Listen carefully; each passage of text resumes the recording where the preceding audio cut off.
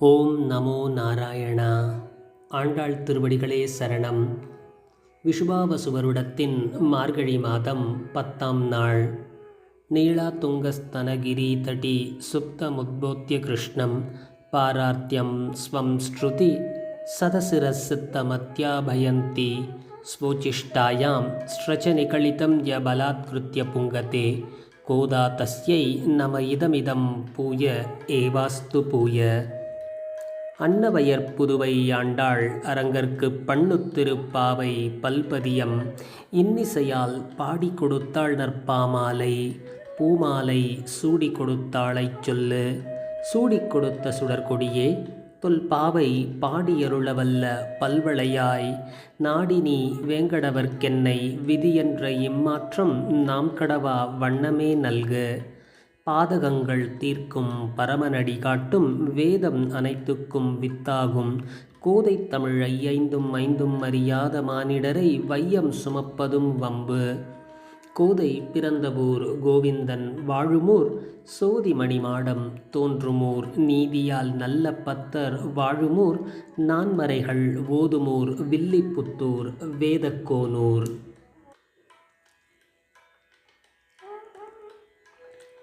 திருப்பாவை நோம்பின் 10வது தினமான இன்று நாம் காணவிருக்கும் பாசுரம் நோற்று ஸ்வர்க்கம் புகுகின்ற.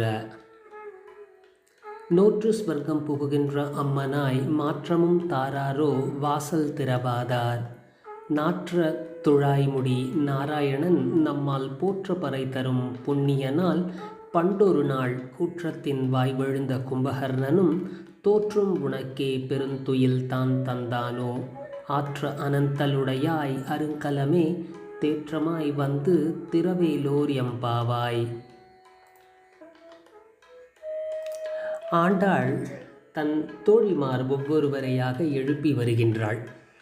அந்த கிரமத்தில் இன்று அடுத்த தோழியின் வீட்டிற்கு வருகின்றாள். அந்த தோழியை பார்த்து அவள் சொல்கிறாள், நோற்று ஸ்வர்க்கம் புகுகின்ற அம்மனாய். இந்த திருப்பாவை நோன்பை நோற்று அதன் மூலம் ஸ்வர்கான அனுபவம், அதாவது கிருஷ்ணனுடன் நோன்பு நோக்கும் விதத்தில் இணைந்திருக்கும் அந்த ஒரு அனுபவம் ஸ்வர்க்கம் போன்றது. ஸ்வர்க்கம் போன்ற இனிமையை கொடுக்கக்கூடிய அந்த ஸ்வர்கானுபவத்தை அனுபவிக்கின்ற அம்மனாய், அம்மன் என்றால் பெண்ணாய் இருக்கின்ற தோழியே, மாற்றமும் தாராரோ வாசல் திறவாதார். நீ வாசல் கதவை தான் திறக்கவில்லை, ஆனால் மாற்றம் என்றால் பதில் அல்லது அக்னாலெட்ஜ்மெண்ட்டாவது தரலாம் அல்லவா. நான் வருகிறேன், எழுகிறேன், இல்லை வரமாட்டேன், எழமாட்டேன், எதுவும் பேசாமலே இருக்கிறாயே தோழி. நாற்று துழாய் முடி நாராயணன் நம்மால் போற்றப்பறை தரும் புண்ணியனால்.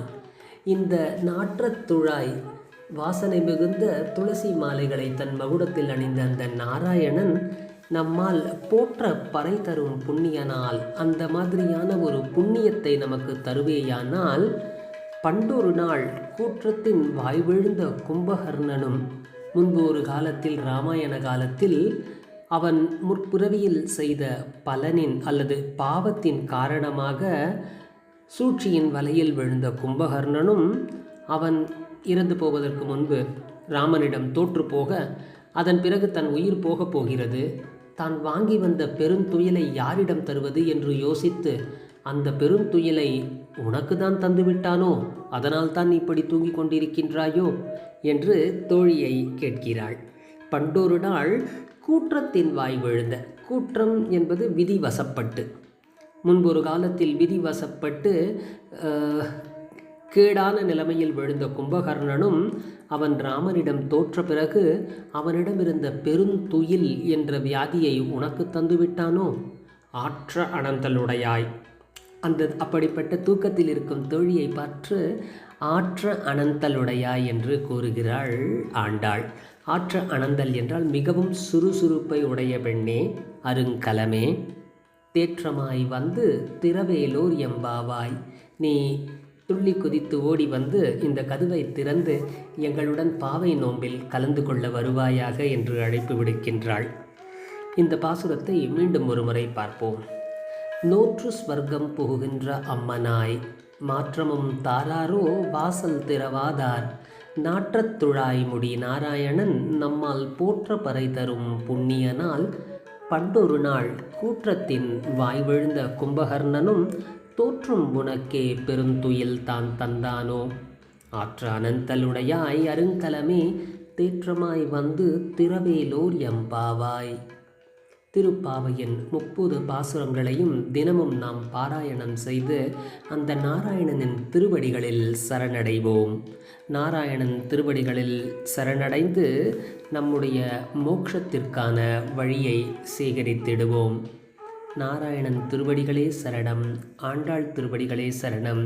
ஜெய் ஸ்ரீ கிருஷ்ணா.